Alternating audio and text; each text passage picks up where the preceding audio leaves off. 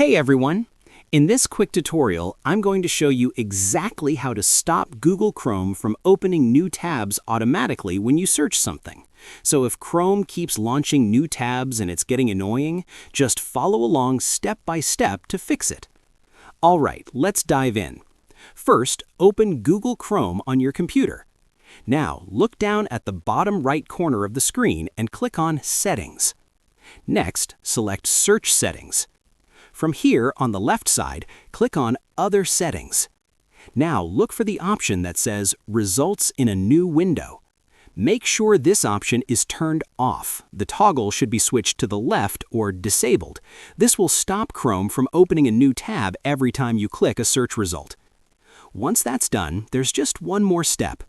Go ahead and close Google Chrome completely, then reopen it to apply the changes. And that's it.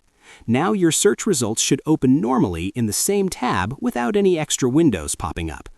If this tutorial helped you, make sure to like the video and subscribe for more quick and easy fixes.